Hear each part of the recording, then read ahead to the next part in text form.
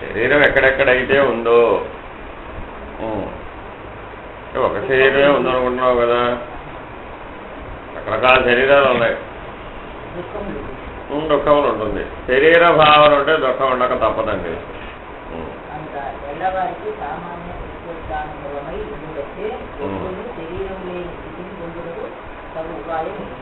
అది సంగతి ప్రశ్న. అయ్యా దుఃఖం కలుగుతుంది కదా, దుఃఖం కలగడానికి కారణం ఏమిటి? ఎక్కడ శరీర భావన ఉంటే, శరీరం కాదు శరీర భావన, నేను శరీరం అనే భావన కనుక ఉంటే దుఃఖం తప్పడం లేదు. మరి ఏం చేయాలి? దుఃఖం ఉండకూడదు, నాకు ఉండకూడదు. ఏం చేయాలి? శరీర భావన లేకుండా ఉండాలి. అది ఎలాగా? అది ప్రశ్న. అందరికీ అదేగా కావాల్సింది. జీవులందరికీ ఏముంది? దుఃఖానుభవం ఉంది, లేకుండా ఉండాలి. వేరే ఇంకేం లేదు. అసలు ఈ వేదాంతం అంతా ఎక్కడి నుంచి పుట్టింది? ఇదిగో ఈ ప్రశ్న దగ్గర నుంచే పుట్టింది. నీకు అసలు శరీరం ఎందుకు కావాల్సి వచ్చింది? సుఖాపేక్ష వల్లనే శరీరం కావాల్సి వచ్చింది. దుఃఖ నివృత్తి, సుఖ ఆపేక్ష. దుఃఖం లేకుండా పోవాలి, సుఖం రావాలి అనేటువంటి ఆశ చేత శరీరం కలిగినాక ఏమైంది? శరీరం పనిముట్టుగా ఉండకుండా శరీరమే నువ్వు అయిపోయావు. కాబట్టి శరీరమే నేననే భావన ఎక్కడ ఉంటే అక్కడ దుఃఖం తప్పదు. మరి ఏం చేయాలి? శరీరం లేని స్థితి ఏమైనా ఒకటి ఉందే, అదేదో చెప్పమంటున్నారు. ఏం చెప్తున్నారు?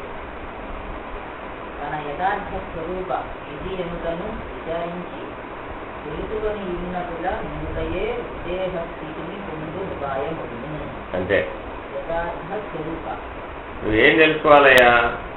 నువ్వు ఏదైతే అయి ఉన్నావో యథార్థం, యత్ అర్థం, ఏదైతే అయి ఉన్నావో స్వరూపం, నీ రూపం ఏదైతే అయి ఉన్నదో, ఆ రెండు నీ స్థితి ఏదైతే ఉన్నదో అది నువ్వు తెలిసి అలా ఉండటమే విదేహము, అంటే దేహం లేనటువంటిది.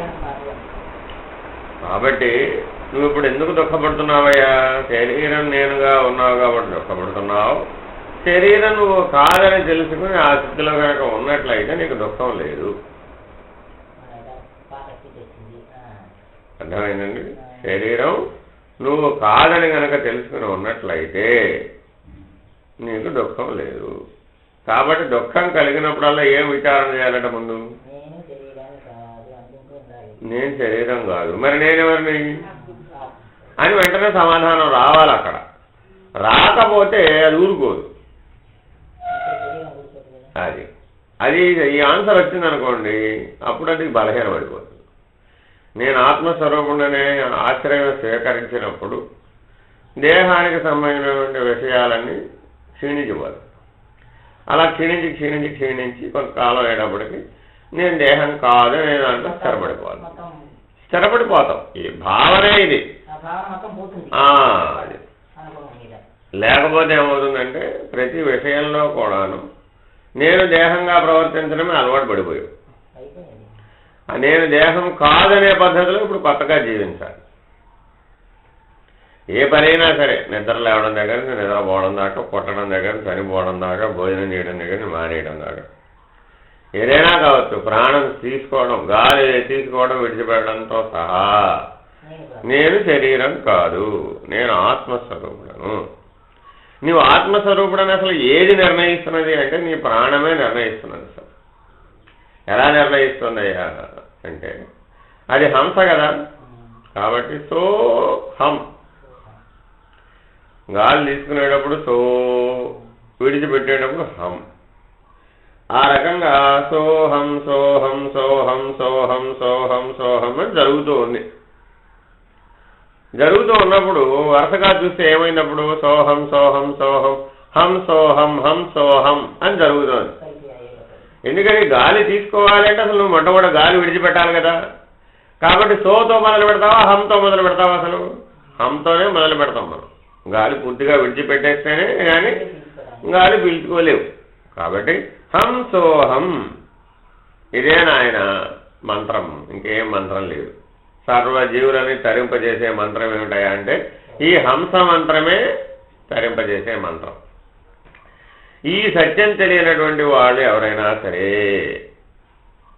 వాళ్ళు శరీర భావంలోనే ఉంటారు. కాబట్టి నీవు శరీరం కాదు అని తెలియాలి అంటే నువ్వు ఎక్కడికో పోవక్కర్లే, ఏం చేయక్కర్లే. నీ యొక్క ప్రాణాన్ని నువ్వు అర్థం చేసుకునే ప్రయత్నం చేసుకున్నా కూడా హం సోహం హం సోహం హం సోహం హం సోహం అని జరుగుతుంది.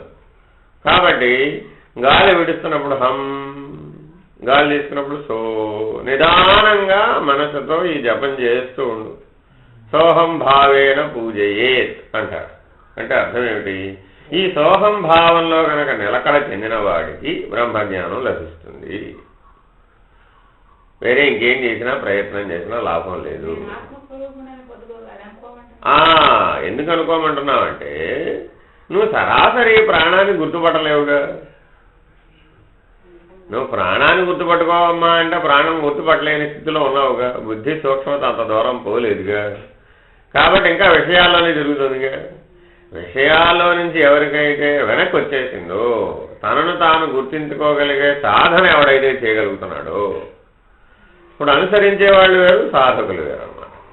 అనుసరించే వాళ్ళ పద్ధతి ఏంటంటే ఇప్పుడు చెబుతున్న పద్ధతి ఏది? నేను ఆత్మస్వరూపుణ్ణి అనుకో, విషయ సమత్వాన్ని సాధించు, విషయంలో నుంచి వెనక్కి రాముందు, అక్కడ దాకా అది ఉపయోగపడు. ఆత్మవిచారణ చేయి, అవగాహనతో జీవించు, విషయాల్లో నుంచి వెనక్కి రాముందు. ఎందుకని? విషయాలతో పాటు పోతూ ఉంటే నువ్వు ప్రాణాన్ని ఎట్ట గుర్తిస్తావు? ప్రాణాన్నే గుర్తించలేని దాన్ని మనసుని ఎట్ట గుర్తిస్తావు?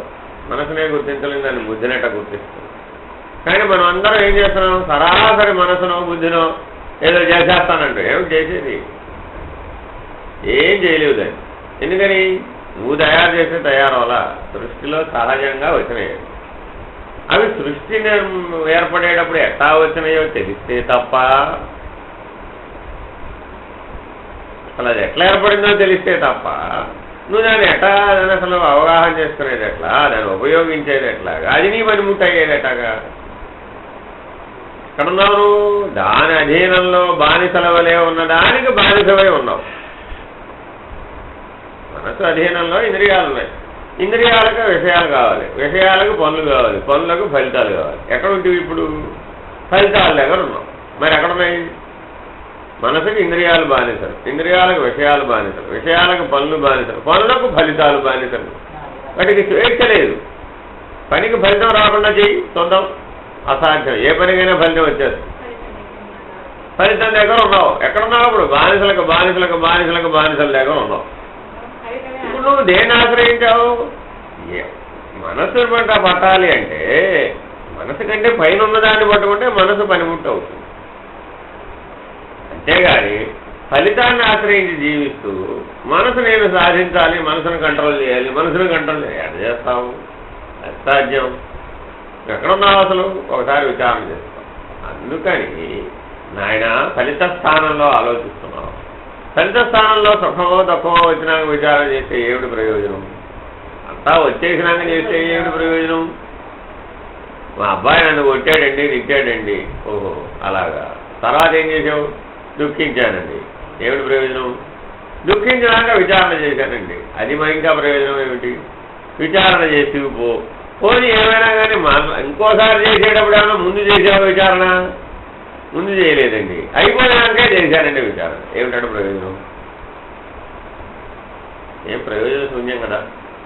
ఎందువల్ల అంటే నువ్వు ఫలితం చేత లాగబడుతున్నావు, ఆకర్షించబడుతున్నావు. ఆ ఫలితం మీద అపేక్ష చాలా ఉంది. ఎందువల్ల? నేను చేస్తున్నాను, ఫలితం బాగుండాలి. దానికి కారణం ఇది.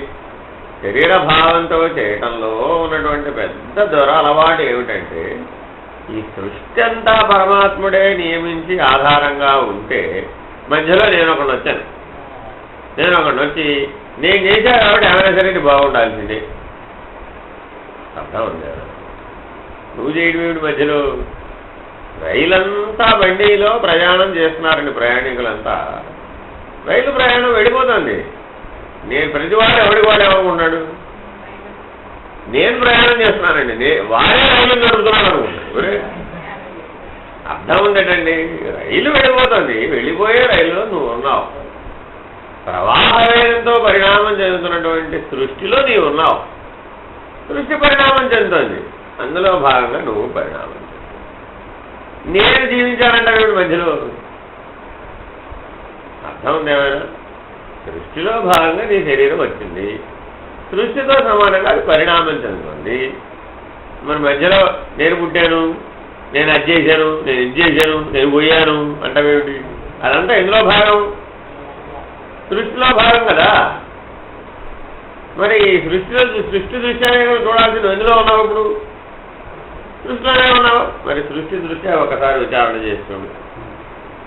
నేనేదో 37 ఉద్యోగం చేశాను, నేనేదో 3 బిల్డింగ్లు కట్టాను, ఏదో 30 బిల్డింగ్లు కూల్చాను, ఏదో 3 పెళ్లిళ్ళు చేశాను, ఏదో 30 పెళ్లిళ్ళకి వెళ్ళాను. ఇదేగా నువ్వు చెప్పేది ఎంతసేపు చేసింది మేడం? నీ జీవితం అంతా చేసింది ఏమిటి? ఈ పనేగా.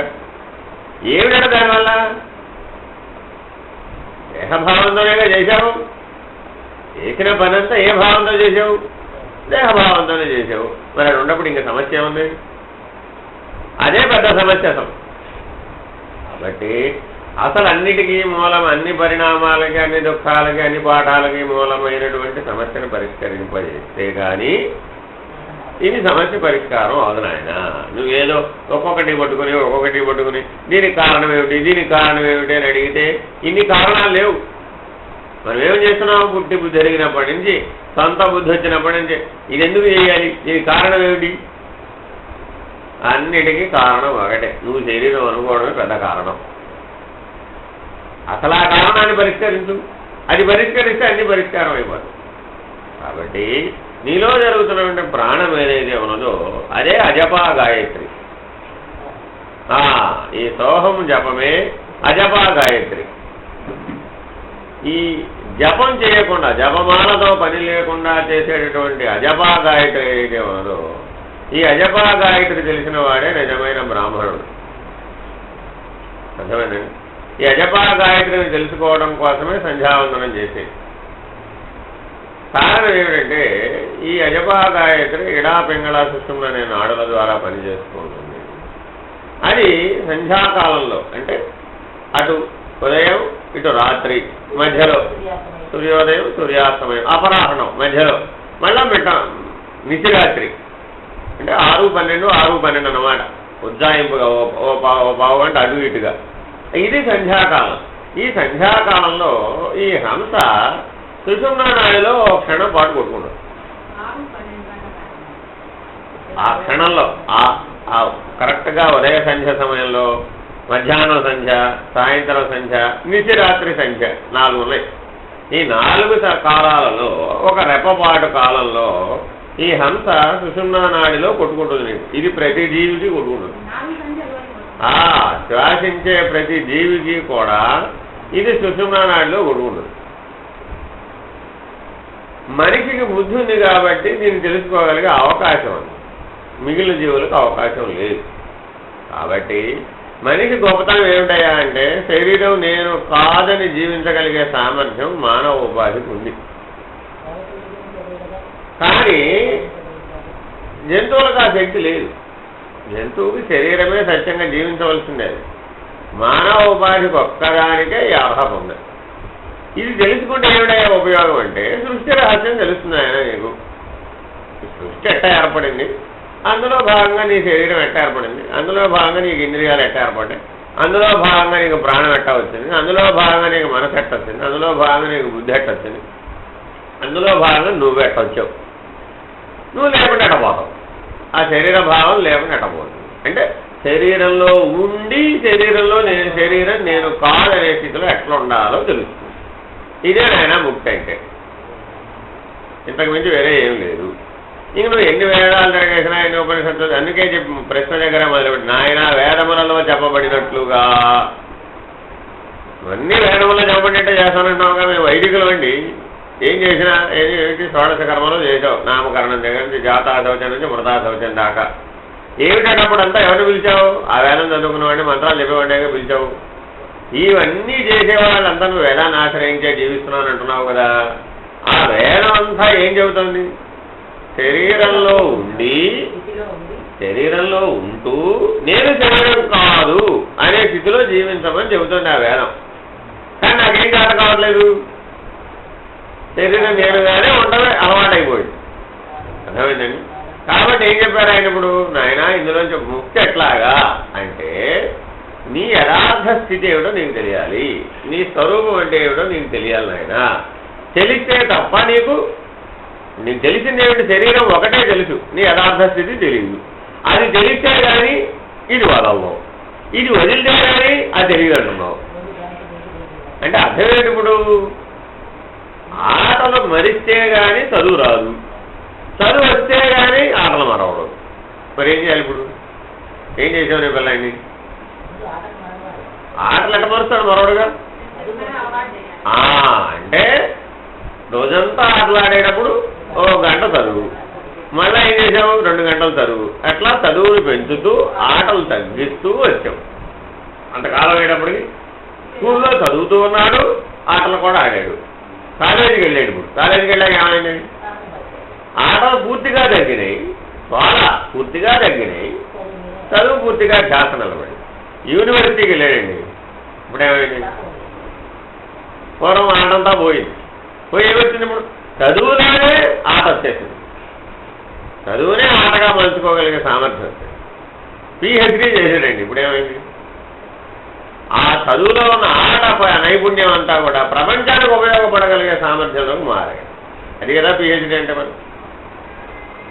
మన విజ్ఞానాన్ని ప్రపంచానికి కూడా మీరు వెల్లడి చేసి దాన్ని ఉపయోగపెట్టగలిగే సామర్థ్యం వచ్చేది. PhD కూడా అయిపోయిందండి, సైంటిస్ట్ అయ్యాడండి. ఏమని చేశాడు? ఎంతసేపు పాతదేనా, ఈ సృష్టిలో ఇంకేం కొత్తది లేదా అని కొత్తది కనుక్కున్నప్పుడు సైంటిస్ట్ అయ్యాడు. అయితే ఏమిటంటే ఉపయోగం? ఆ కొత్త దాన్ని కనుక్కోవడం వల్ల మానవాళి మొత్తానికి ఎట్లా ఉపయోగపడుతుంది, ఈ ప్రపంచం మొత్తానికి ఎట్లా ఉపయోగపడుతుంది, సమస్త మానవాళికి ఉపయోగపడేది ఎట్లాగో నూతనమైన దాన్ని ఒకటి ఆవిష్కరింపజేశాడు ఆ సిద్ధాంతం ద్వారా. అప్పుడేమైంది? సమస్త మానవాళికి ఉపయోగపడేది. అయితే ఏమైందట? మరి ఇప్పుడు ఇలా వెళుతున్నాడా లేదా? మరి ఇప్పుడు ఇలా వెళ్ళిన వాడు నువ్వు గొప్పవాడు అంటున్నావుగా.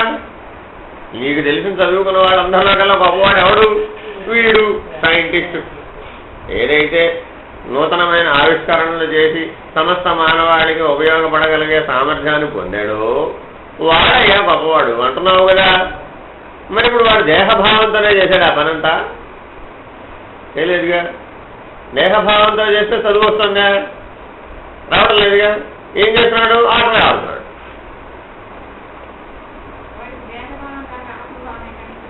ఆత్మభావం సంగతి పక్కకు పెట్టు. వాడి ముందు దేన్ని మరిచాడు? ఆటలా పరిచాడు కదా. ఈ ఆటలేగా ఇప్పుడు మనం ఆడుతుంది కూడా. జీవితం అంతా మనమే ఆడాము ఆటగా. ఇప్పుడేం మరవమంటున్నాడు? ఈ ఆట మరుస్తూ ఆ చదువు నేర్చుకో. వాడెట్టా చదువు వాడినెట్టా చదువు నేర్చుకోని సైంటిస్ట్ అవ్వమంటున్నావో నువ్వేం చేయాలి? పిల్లలాటల పోలి కానీ ఇంద్రియాలతో విషయాలతో ఆటలాడటం మొదలుపెట్టావండి మనోవికాసం బుద్ధి వికాసం కోసము. కానీ మనోవికాసం బుద్ధి వికాసం రావడం మొదలవగానే ఏం చేశావు? ఆ ఆటలే సత్యంగా ఉన్నాయి, ఆ ఇంద్రియాలు విషయాలు సత్యంగా ఉన్నాయి. ఆ సత్యంగా ఉన్నప్పుడు ఆ పనులే చేస్తూ ఉన్నావు, ఆ ఫలితాలే వస్తూ ఉన్నాయి. కొత్త ఫలితం ఏమి లేదు. అయితే సుఖమో లేకపోతే దుఃఖమో. ఆ ఫలితంలో రెండే ఉన్నాయి, అయితే సుఖం లేకపోతే దుఃఖం. ఫలితం ఏమైనా మారిందా? ఆట మారినా ఫలితం ఏమైనా మారిందా? మారలేదు. ఆలోచన మారినా ఫలితం ఏమైనా మారిందా? మారలేదు. ప్రయత్నం మారినా ఫలితం ఏమైనా మారిందా? మారలేదు. కాబట్టి దీన్ని బట్టి ఏం తేలింది? మూల కారణం మారటం లేదు, ఫలితం మారటం లేదు. ఎందుకని? మూల కారణంలో శరీరం నేనుగా ఉన్నాను, ఫలితంలో సుఖమో దుఃఖమో. ఈ మధ్యలో ఉన్నటువంటి దాంట్లోనే ఆటలోనే ప్రయత్నంలోనే తేడా ఉంది. మరి ఇప్పుడు మనం అంతా ఏం చేయాలి? అసలు ఎక్కడున్నాం మనం? ఫలితం దగ్గర ఉన్నాం. దేన్ని ఆశ్రయించాలంటే ఇప్పుడు మధ్యలో ఉన్న వాటిని ఎందుకు ఆశ్రయిస్తావు? ఇప్పటి వరకు ఏం చేసావు? ఈ ఆట కాబట్టి ఆ ఆట ఆడి చూద్దాం, ఈ ప్రయత్నం కాబట్టి ఆ ప్రయత్నం చేసి చూద్దాం, ఇది కాబట్టి అది చేద్దాం, దుర్గమ్మ గుడికి కాబట్టి వెంకటేశ్వర గుడికి వెళ్ళొద్దాం, కొబ్బరికాయ ఒక్కొక్కరికాయ కాబట్టి 108 కొబ్బరికాయలు కొడదాం, మెట్ల పూజ కాబట్టి నవావరణ పూజ చేద్దాం. ఇవన్నీ ఏమిటి? మధ్యలో ఉన్నవి. మూల కారణం కాదు. అవన్నీ చేసేటప్పుడు మూల కారణమైనటువంటి నువ్వు శరీరంగా ఉన్నావా, నువ్వు ఆత్మగా ఉన్నావా అది చూసుకో. మొట్టమొదట చేసేటప్పుడు ఏమయ్యావు? మెట్ల పూజ. ఎందుకు చేసావు? మా అబ్బాయికి IIT వస్తే నేను మెట్ల పూజ చేస్తాను. IITకి మెట్ల పూజకి ఏమైనా సంబంధం ఉందే? వాడు సరిగ్గా చదివితే, సరిగ్గా పరీక్ష రాస్తే, వాడికి సరిగ్గా తెలివి ఉంటే, వాడికి సరిగ్గా అజ్ఞానం లేకుండా ఉంటే, వాడు చదువుకోవాల్సిన పరిస్థితి కనుక ఉంటే, వాడికి అంత వికాసం వస్తే ఏమిటి ధరపడేది? అంతా భ్రాంతేగా. నీలోకి ఏం ధరపడింది ఏమిటి? ఎంత చేశానంటున్నావు కదా, నీలోకి ఏం ధరపడింది? నీలోకి ధరపడ్డానికి కుదరని విధానాన్ని వాడిలోకి ఎట్ట ధరపడుతుంది? ఒకసారి ఆలోచించండి. అర్థం ఉంది ఏమైనా? నువ్వు ఇంతకాలం చేశానంటున్నావు, నీలోకి ఏమాత్రం ధరపడిందని నువ్వేం గుర్తించగలిగావు? నీలోకి ధరపడిందా? ఏది చూపెట్టు. ఆ ధరపడమే కనుక సత్యమే అయితే నీకు ఎప్పుడో ఈ శరీర భావం పోవాలిగా, పూరేదిగా. అవునమ్మా, రాలేదు కదా అన్నది, అక్కడ ఎప్పుడూ రాలేదుగా. వచ్చినటువంటి 1% వచ్చిందని సంతృప్తి పడ్డావు. అది 100% ఎప్పుడూ రాలే, 1% మాత్రమే వస్తుంది ఎప్పుడు వచ్చినా. ఆ 1% ఎట్టొచ్చింది? ప్రకృతి ధర్మంగా సృష్టి పరిణామాలు ఎలా రావాలో అలా వచ్చింది. ఏమయ్యావు ఇప్పుడు? ఆగిపోయావు. ఎందువల్ల? అసలు మూల కారణంలోనే భ్రాంతి ఉందిరా బాబు. నువ్వు ఆ పని మొదలెట్టేటప్పుడే శరీర భావంతో మొదలుపెట్టావయ్యా బాబు. అర్థమేనండి? మా మనవాడికి ఆరోగ్యం రావాలంటే నేను ఇప్పుడు అమ్మవారి కట్లు పోయాలి. అర్థం లేదు. అమ్మవారి కట్టు పోయడానికి మనవాడికి సంబంధం ఏమండి? ఇలా అన్ని రకరకాల వాళ్ళలో రకరకాల అనేక అంశాలు ఉన్నాయి. ఇవన్నీ నువ్వు చేసే ఇప్పుడు జీవితం అంతా నీ వెనక్కి తిరిగి చూసి ఏమన్నాయండి? ఇవేగా ఈగోలేగా, ఇంతకు మించి ఏమైనా ఉందే? కాబట్టి ఒకసారి విచారణ చేయి, మూల కారణాన్ని విచారణ చేయి, ఫలితం మీద అపేక్షను విడిచిపోయి. అంటే ఇప్పుడు 2 పనులు చేయాలన్నమాట. ఏమిటి మూల కారణం? ఏమిటి? శరీరమే నేననే భ్రాంతితో చేస్తున్నాను. అసలు అజ్ఞానానికి అంతరికి మూల కారణం ఇది. దుఃఖానికి కానీ సుఖానికి కానీ మూల కారణం ఇది. పోతే 2 పోతాయి, ఒకటి పోయి ఒకటి ఉండదు. అంటే అర్థం ఏమిటి? దుఃఖం పోతే దుఃఖంతో పాటు సుఖం కూడా పోతుంది. ఏముంటుందయ్యా? కదలకుండా ఉండే స్థితి, ఆనందం ఉంటుంది. మనం ఇప్పటివరకు ఆనందం అంటే ఎగరపు పడిపోయి నవ్వుకోవడమే ఆనందమని మనందరి అభిప్రాయం. అదే అసలు ఆనందం అంటే అది కాదు. కదలకుండా ఉంటాడు. గాఢ నిద్రావస్థలో నువ్వు ఏ స్థితిలో ఉన్నావు? కదలకుండా ఉన్నావు. నీలో ఉన్నటువంటి నేను ఏ స్థితిలో ఉన్నాడప్పుడు? ఆనందంగా ఉన్నాడు. కారణం ఏమిటి? ఆనందమయ కోశ పరిధిలో ఉన్నాడు కాబట్టి ఆనందంగా ఉన్నాడు. అతను ఏదైనా కానీ కదలసగలదా? అప్పుడు ఏది కదలతలేదు. మనసు కానీ, బుద్ధి కానీ, ఇంద్రియాలు కానీ, విషయాలు కానీ, నీ అప్పులు కానీ, నీ పోలీసు కేసులు కానీ, నీ అనారోగ్యం కానీ, నీ వికలాంగత్వం కూడా నిన్నేమీ చేయదాలదు. అది వేరే విషయం. కానీ గాఢ నిద్రావస్థలో నువ్వు ఏ స్థితిలో ఉన్నావు? వీటి వల్ల ఏ రకమైనటువంటి చలనము లేకుండా ఉన్నావు. కాబట్టి ఆనందం అంటే నిర్ణయం ఏమిటంటే సుఖ దుఃఖ చలనము లేని స్థితి ఆనందం. సుఖ దుఃఖములనే కదలిక లేకుండా ఉండటమే ఆనందం. సుఖ దుఃఖములనే కదలిక ఉంది. ఉదాహరణ చెబుతా. ఇప్పుడు గుడ్డివాడు ఉన్నాడండి, వాడి కళ్ళు లేవుదా? నిద్రపోతున్నాడు. గాఢ నిద్రావస్థలో వాడు కళ్ళు ఉన్నవాడా, కళ్ళు లేనివాడా?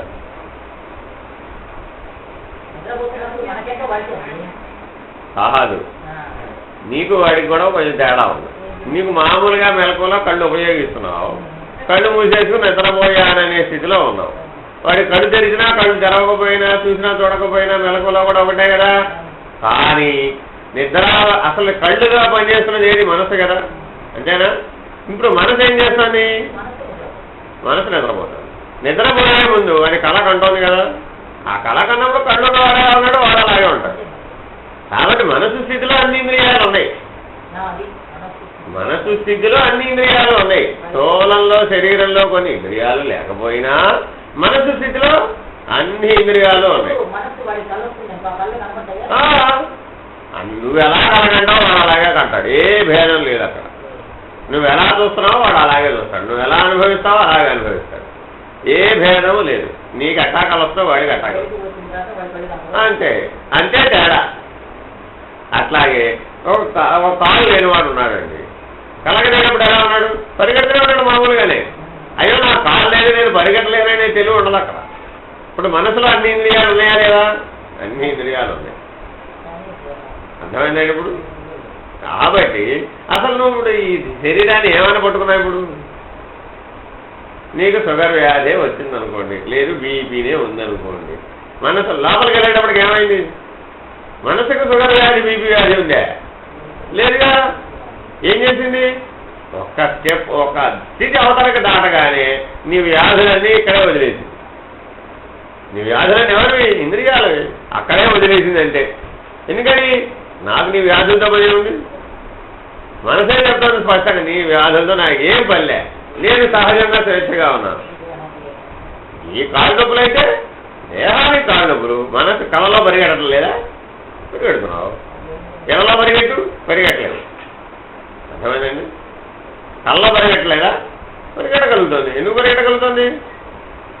నీకు ఈ శీలలో, మెలకువలో, దేహంతో ఉన్నటువంటి ఏ లక్షణాలు కూడా అక్కడ మనసు స్థితిలోనే లేవు.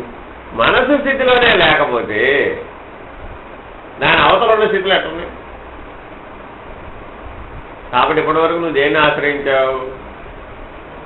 మనసును కూడా ఆశ్రయించలేదు, సరిగ్గా తెలుసుకోలేదు ఆయన. ఆ ప్రాణాన్ని సరిగ్గా తెలుసుకోవాలి. ఎందుకని? ప్రాణాన్ని తెలుసుకుంటే హంస స్వరూపం ఉన్నా తెలిసి, సోహం భావేన పూజ, ఆ సోహం స్వరూపం ఏమిటో తెలిసి, అది తెలియలేదు. పోనీ మనసు తెలిసిందే.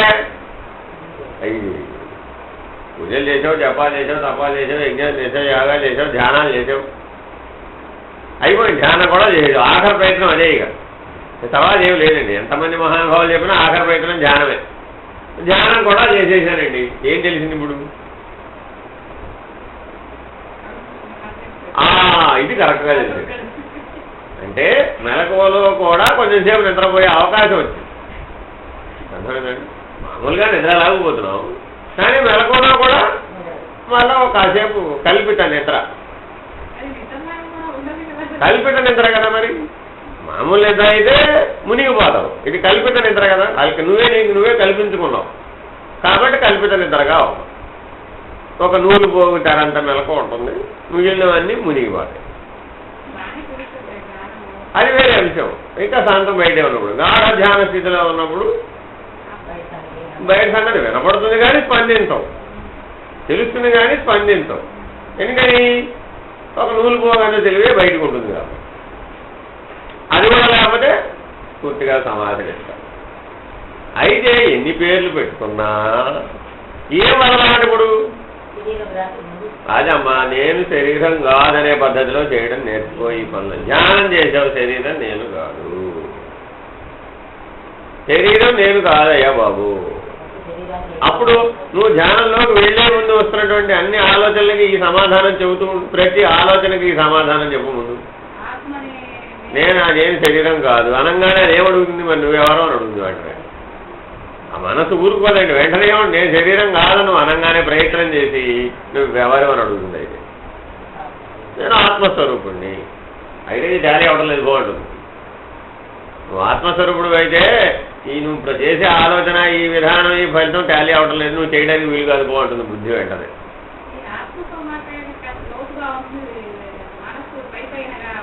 అంతేగా మరి, ఇది విషయాలు కదా.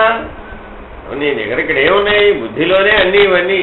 నీ బుద్ధి ఏం చెప్పింది? వెంటనే నేను ఆత్మస్వరూపుడు అని చెప్పగానే ఏమంటుంది? వెంటనే నువ్వు చేయబోయే పని దానికి సరిపోవటం లేదైతే, చేసే విధానం, భావన సరిపోలేదు అంటుంది. ఎందుకని? నీ దగ్గర ఉన్న జ్ఞాపకాలన్నీ శరీర పద్ధతిగానే ఉన్నాయి. జ్ఞాపకాలన్నీ ఆత్మ పద్ధతిగా ఏమైనా జ్ఞాపకాలు ఉన్నాయా? లేవు. ఇప్పుడేగా భోగిస్తున్నావు. కాబట్టి ఆత్మానుసార జీవితం జీవించడం ప్రారంభించాలి. ఇట్లా జీవిస్తూ మొదలు పెడితే ఏమైంది? అప్పుడు దేన్నైనా తోచి రాదనగలిగాం. దానికి అడ్డం ఏదీ లేదు. ఎందుకని?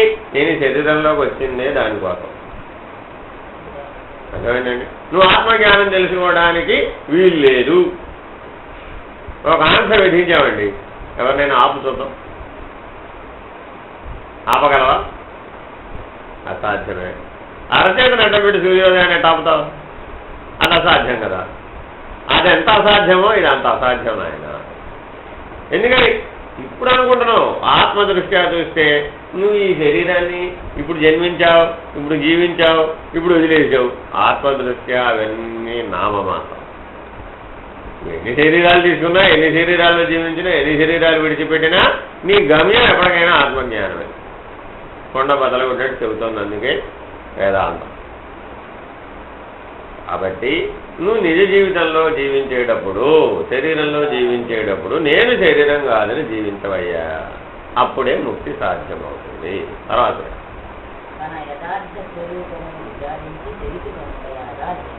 అది ఆన్సర్లోంచి ప్రశ్న వేశాడు. మళ్ళా ముందేం చేశాడు, నాయన ముక్తి అంటే ఏమిటో నాకు తెలియాలన్నాడు. ముక్తి అంటే ఏం చెప్పాడు, నువ్వు శరీరం అనుకుంటున్నావు నాయన, నువ్వు శరీరంలో ఉండి శరీరం కాకుండా యథార్థ స్థితి అంటే ఏమిటి, నీ స్వరూప స్థితిలో ఉంటే నువ్వు ముక్తుడవే అని చెప్పాడు.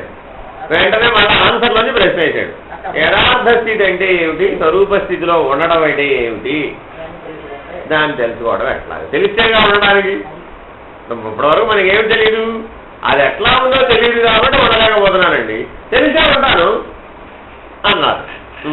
తెల్లవారికి స్వభావముగా కలుగు పూర్తిని వ్యక్తిని వృత్తిని ఇత్యాది అనుభవముల నుండియే అయ్యనుభవములకు ఈ అనుభవము తగిన క్రియలకు మూలమైన నేనను ఒక బోధ అంటే తెలివి కలుగుతుంది. ఆ తెలివి యొక్క నిజస్వరూపమును నేను ఎవడను విచారముచే విచారించి తానుగా ముందుకయ్యే తన యథార్థ స్వరూపమును విచారించి తెలుసుకుంటా. అదండి సంగతి. మీ ఇంటి నుంచి అక్కడ వచ్చారా లేదా, వచ్చారా? నేను వచ్చి తిని ఏమిటి పని ఎవరు చేశారు, ఇంద్రియాలు చేసి. దానికి ప్రేరణ ఏమిటి, ఏదో తెలుసుకోవాలి, ఏదో తెలుసుకోవాలి అని, అది కూడా ఇంద్రియమే కదా. మరి ఈ దాని అవతల నేను కాబట్టి వచ్చి తిని, పోయి తిని, చేసి తిని, తింటిని అని నువ్వు ఎన్నైతే చెబుతున్నావో వాడన్నింటి వెనకాలన్నది ఎవరు, నేను.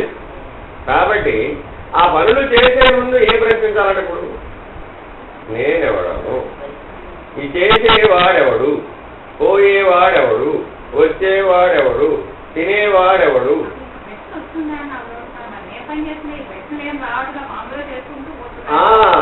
అంటే అందుకని ఏం చెప్పేశారు మీకు, శరీర పద్ధతిగా చేయడమే నువ్వు అభ్యాసం చేసావు.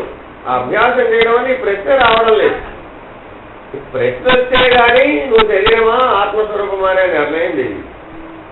అర్థమైందండి. ఇప్పుడు ఉదాహరణ చెప్తా చూడండి. మీరు బ్యాంకులో డబ్బులు తీసుకోవడానికి వెళ్ళారండి. ఏమడిగారు మిమ్మల్ని, మీరెవరు అడుగుతున్నాడా లేదా? మీరెవరంటే మీరు ఏం చెప్పారు, మీ ఖాతాదారుడు అండి నేను అంటున్నావా? వాళ్ళ ఖాతాదారుడు కాకపోతే నీకు డబ్బిస్తాడా? అవన్నీ ఉండాలా? కాబట్టి నువ్వెవరు అని తెలియాలి మొట్టమాట, నా వాడివని తెలియాలి నువ్వు మొట్టమాట. అంతేనా? అంతేనా? కాబట్టి ప్రశ్న దేంతో మొదలు పెట్టాడు, నువ్వెవరో. నువ్వు కూడా దేంతో మొదలు పెట్టాలి, నేనెవరు. నువ్వు దాంతో మొదలుపెట్టు. ఏ పని అయినా ఏ మాట అయినా సరే నేనెవడను నేను ప్రశ్నించగానే నువ్వు దానికి సమాధానం చెప్పాలి. ముందు ఆ ప్రశ్న వేయడం నేర్చుకో. ప్రతి నిత్యం నేనెవడనగా నేను ఆత్మస్వరూపుడు అనే సమాధానం చెప్పు. నేను ఆత్మస్వరూపుడు అనే సమాధానం చెప్పగానే రెండు మనమే చెప్పుకోవాలి. చెప్పుకోగానే ఏమైంది, నిద్రలు వేస్తున్నామండి, నిద్రలు వేసుకుని నేనెవడను, నేను ఆత్మస్వరూపుడు. ఇంతకుముందు నిద్రపోయింది ఎవరు, ఇంతకుముందు చేసే పని ఏమిటి, నిద్రపోవడం. ఎవరు పోయారు, నిద్రపోతిని. ఏం చెప్పాడు అక్కడ, పోతిని అన్నాడు కదా, నిద్రపోతిని. ఎవరు నిద్రపోయింది, నేను నిద్రపోయినా, ఇంద్రియాలు నిద్రపోయినాయా, మనసు కూడా ఇంద్రియమేగా. ఇంద్రియాలు పనిచేసింది ఇప్పుడు మేలుకొన్నది ఏమిటి, ఏ ఇంద్రియాలే. మనసు కూడా ఇంద్రియమే. అవును, అది కూడా నిద్రపోతుంది అండి. ఏదైనా సరే ఏమైంది, ఇప్పుడు ఇంద్రియాలు నిద్రపోయినాయి, ఇంద్రియాలు మేలుకున్నాయి. ఇంతేనా, వేరే ఏమైనా ఉందా? మరి దానికి ఒక పెద్ద ప్రాధాన్యత ఇస్తావే, ఏదో ప్రపంచం బదలైపోయినట్టు. ఏమైంది, ఇంద్రియాలు పనిచేసాయి, ఇంద్రియాలు విశ్రాంతి తీసుకున్నాయి. నేనెవడను, నేను గమనించేవాడను, నేను సాక్షిని, నేను ఆత్మస్వరూపుడను. నేను నిద్రపోవడంలే, నేను మేలుకోవడంలే. నేను ఎప్పుడు ఒక తీరుగానే ఉన్నా. ఎలా ఉందండి నాకేం దాంతో పనిలే. ఇంట్లో అనేక పనిముట్లు ఉన్నాయండి, ఆ పనిముట్లు పని చేస్తున్నాయి. నేనేం చేస్తున్నాను, చూస్తున్నాను. అవసరమైతే ఓ పనిముట్టును వాడాలి, వాడాను, పక్కన పెట్టాను. పనిముట్టును వాడినంత మాత్రం నేను పనిముట్టు అవుతానా?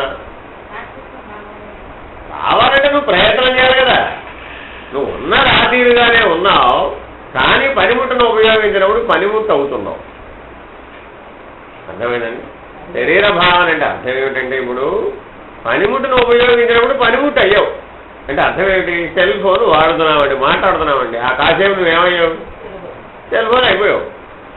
అయ్యావా లేదా? అవ్వకూడదు కదా. మరి టీవీ చూసావండి, టీవీ చూస్తే ఏమయ్యావు?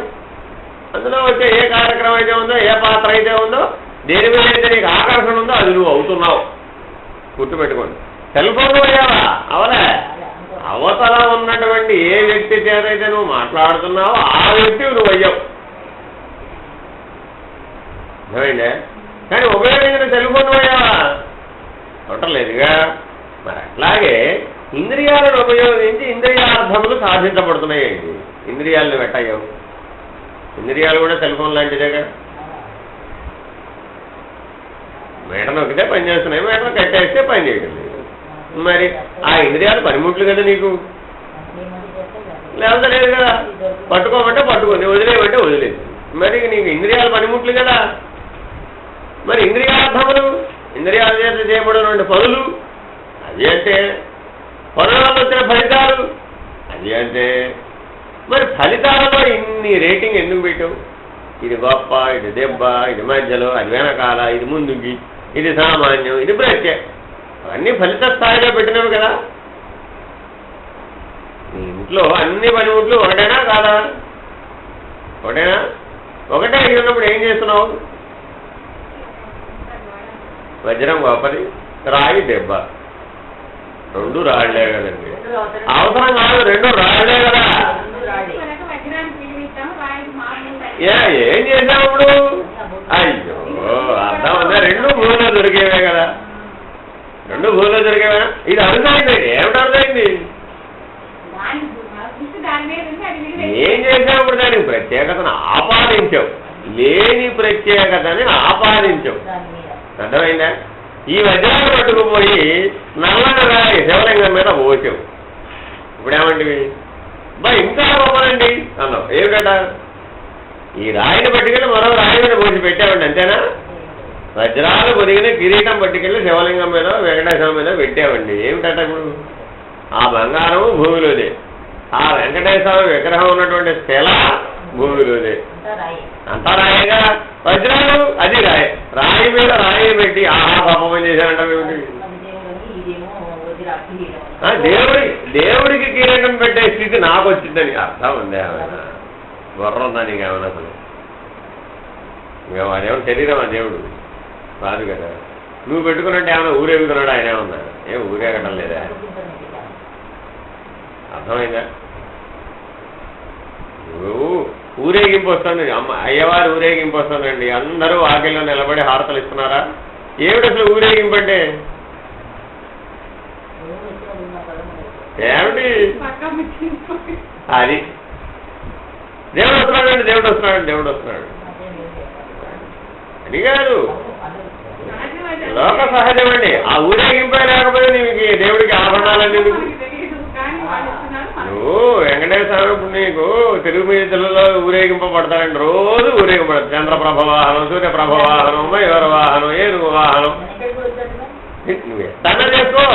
ఇదంతా ఏంటిది? అర్చామూర్తులకి ఊరేగింపు ఉంటుంది. అర్థమైందండి? మూల విరాట్కి ఏం లేదు, అవునా కదా? ఉత్సవ విగ్రహాలు కదా. ఊరేగింపండి ఊరు ఏగటం. ఏగటం అంటే ఏంటి? పోవడం. అర్థమైందండి? ఆయన ఊరికి వెళ్ళాడు. ఏ ఊరికి వెళ్ళాడు? ఈ దేశం. ఊరంటే దేశం. ఈ దేశం నుంచి మరొక దేశానికి వెళ్ళాడు.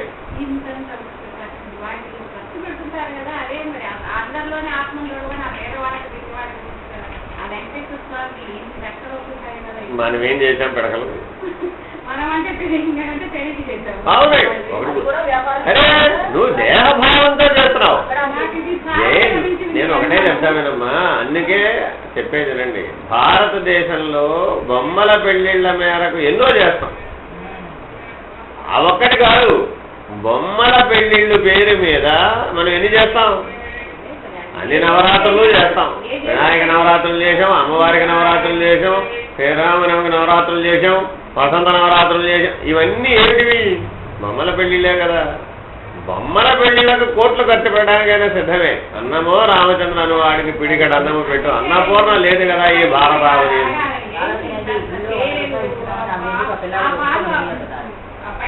ఏమండి, మానవుడికి ఉన్నటువంటి భ్రాంతిని తీసుకెళ్ళి ఇప్పుడు అక్కడ కూడా పెట్టాం. నీకున్న అహాన్ని, నీకున్న భ్రాంతిని, నీకున్న అజ్ఞానాన్ని కూడా ఆయనకి దేవుడికి తగిలిస్తే కానీ సంతృప్తి చెందలే మనం. మూల విరాట్ ఒకప్పుడు, ఇప్పుడు వెంకటేశ్వర స్వామి ఇవాళ ఉన్న పరిస్థితి కాకుండా మూల విరాట్ ఉన్నటువంటి వీడియోలు ఉన్నాయండి. అప్పుడు ఏమున్నాయి? ఆయన విగ్రహం మీద కేవలం ఒక ఉత్తరీయం ఉంది, ఓ ఉత్తరీయం ఉందంటే, అంతకుమించి ఏమీ లేవు. ఇవాళ కాదు, ఒక 200 సంవత్సరాల క్రితం అక్కడ ఏమీ లేవు. ఇప్పుడున్న ఆలయము లేదు, ఇప్పుడున్న బంగారు తాపడం లేదు, ఏమీ లేదు. మామూలుగా బయట ఎట్లా అయితే ఆంజనేయ స్వామి గుడి ఉంటుందో, ఆంజనేయ స్వామి గుడికి ఒక ఉత్తరీయం కప్పు ఉంటుందో అట్టాగా ఉత్తరీయం కప్పు ఉంది దానికంటే. మా చిన్నప్పుడు ఎలా ఉంది ఏమిటి? మరి అప్పుడేముంది? అవును, ప్రతిరోజు సలహా వెళ్ళిపోయేవాళ్ళం, ఏముంది? అవునండి.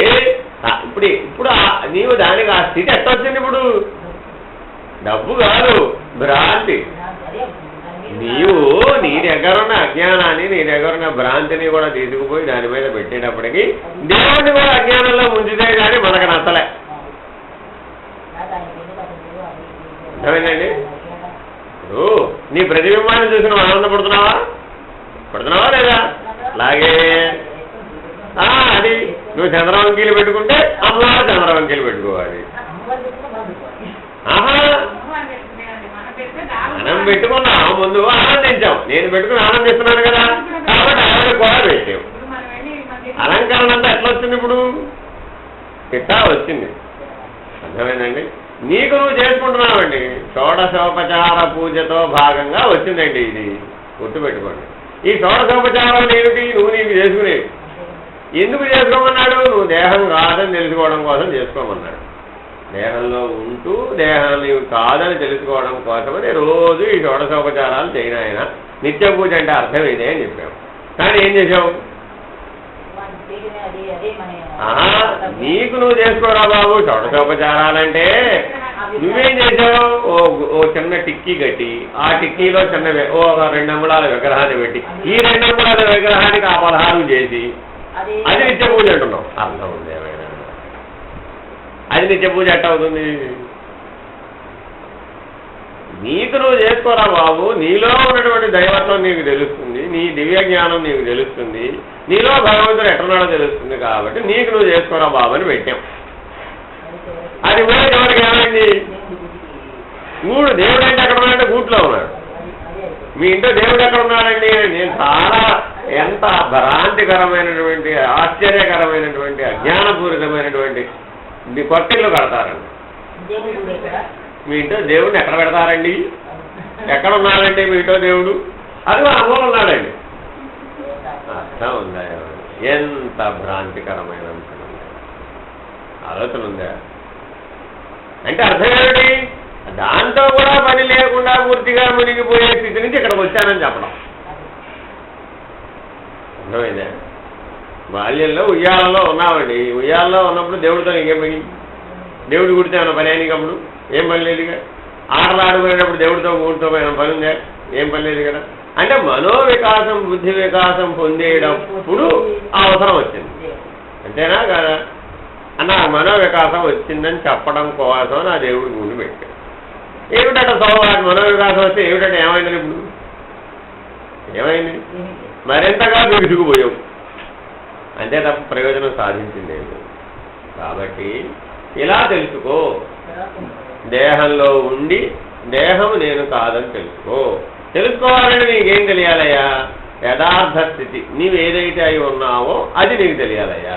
ఎలా తెలుస్తుందయ్యా అంటే ఈ దేహంతో చేసే అన్ని పనులు చేసేటప్పుడు, అన్ని పనులు అంటే ఆలోచన కూడా పనే, గాలి తీసుకుని విడిచిపెట్టడం కూడా పనే, పని అంటే నేనేదో బ్రహ్మాండం బదలు కూడా తినే పని కాదు.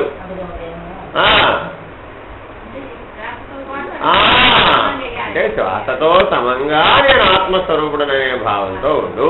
ప్రతి ఆలోచనకి మొదలు పెట్టేటప్పుడే నేను ఆత్మస్వరూపుడనే భావంతో ప్రారంభించు. అప్పుడేమైంది?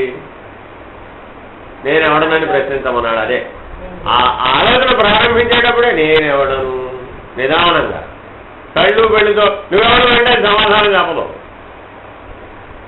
అర్థమైందండి? నిదానం. ఎందుకంటే సూక్ష్మం అండి, స్థూలం కాదండి. కాబట్టి బుద్ధి సూక్ష్మతను పొందాలి. మొట్టమొదటి ప్రశ్నించాలంటే ఏముండాలి? బుద్ధి సూక్ష్మత పొందాలి. అంటే బుద్ధి వికాసం పూర్తవ్వాలి. ఆయన బుద్ధి వికాసం పూర్తయిందా ఇప్పుడు మనకి? అవలేదు. కాబట్టి ఈ టిప్పులన్నీ మనోవికాసం అయితే పూర్తయింది, కానీ బుద్ధి వికాసం పూర్తవలేదు. ఆయన పూర్తయితే నీకు తెలిసేది.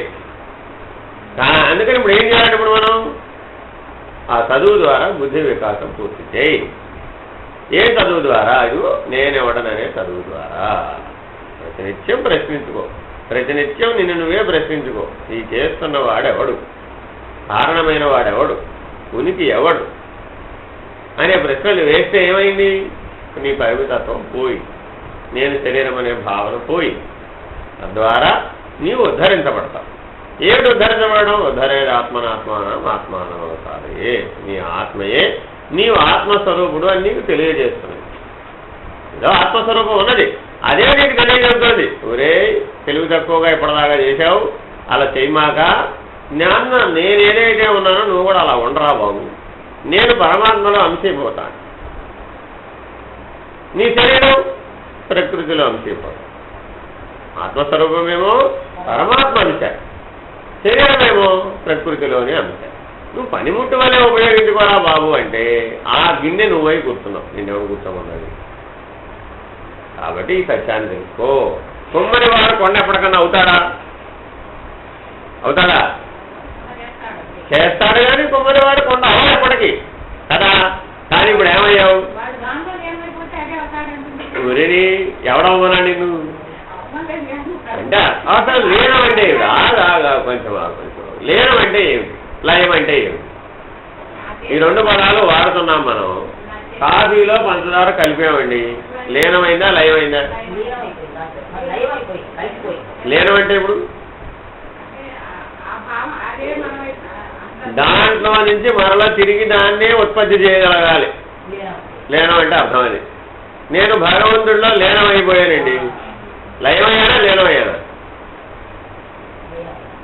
సృష్టి అంతా భగవంతుడిలో లయం అవుతుందండి, మళ్ళా తిరిగి ఉత్పత్తి అవుతుందా? అవుతుందా? అవుతుంది కదా. లీనమైతే ఇంకా అవ్వదు. ఇది లయానికి లీనానికి తేడా. తిరిగి మళ్ళా వస్తుందయ్యా అంటే లయం, లీనం అంటే రాదు. లీనం అంటే అర్థం ఏమిటి? ఆగు, తొందరపడదు, నిదానం నేర్చుకునేదే. ఇప్పుడు అంతకంగారు లీయతే గమయతే ఇది లింగ. మనం అందరం శివలింగాన్ని ఎందుకు పూజిస్తున్నామయ్యా అంటే లీయతే గమయతే ఇది లింగ. ఆ లింగ శబ్దానికి అర్థం ఇది సంస్కృతంలోది. అంటే అర్థం ఏమిటి?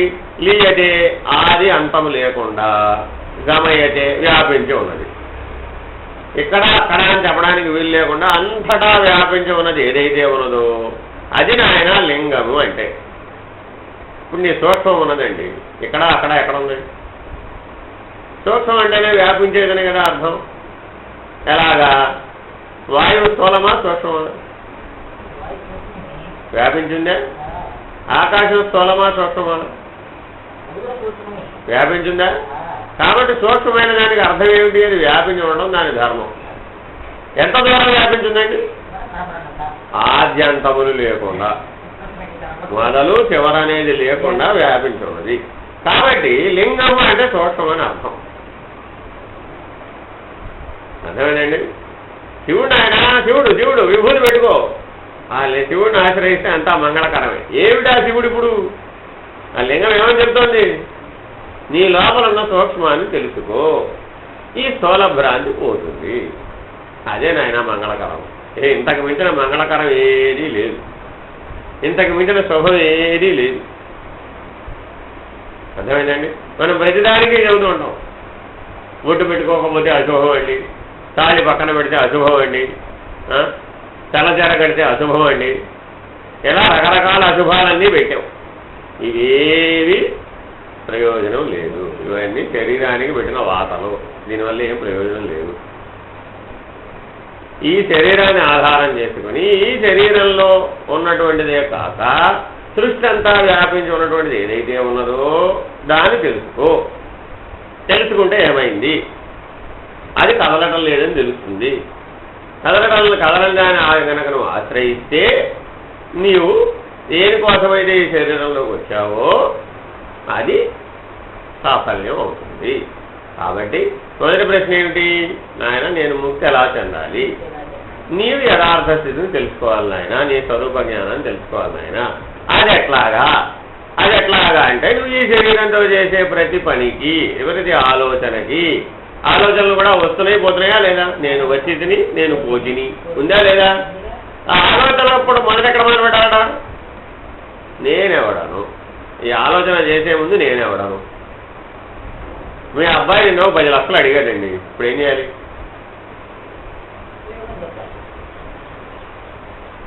ముందు ఏం చేయాలి? నేనెవడనని ప్రశ్న వేయాలి. నేనెవడను? ఇవ్వడం ఇవ్వకపోవడం అనే ఫలితంతో నాకు మళ్ళీ రాదు. నేనెవడను?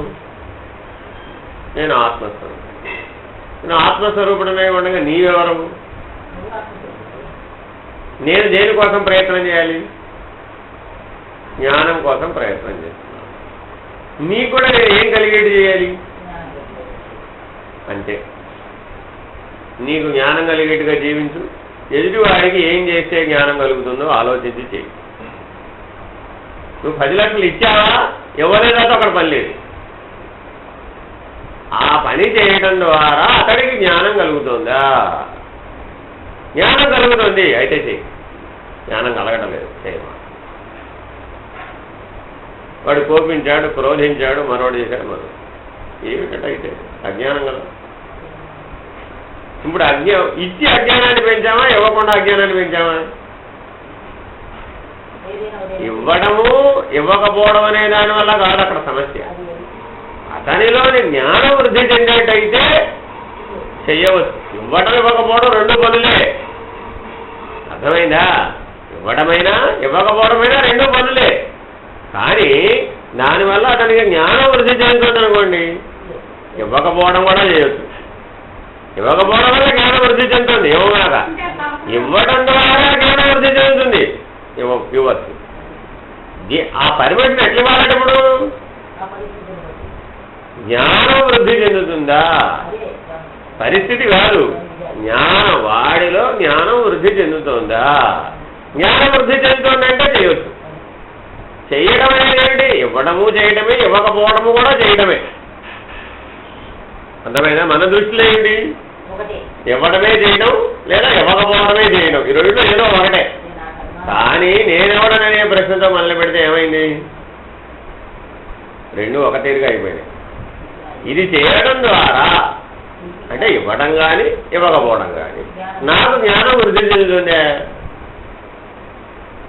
ముందు నిన్ను చూసుకోవాలి. నేను ఆత్మస్థితిలో స్థిరంగా ఉన్నానా? నేను ఆత్మస్వరూప జ్ఞానంలోనే స్థిరంగా ఉన్నానా? ఏమైనా మార్పు చెందానా? ఏమైనా వేదన కలుగుతుందా? నాకు వేదన కలిగిందంటే ఏమైంది? ఇప్పుడు కిందకు వచ్చేసాం. కాబట్టి ఇలా విచారణ చేయమని చెబుతున్నాను.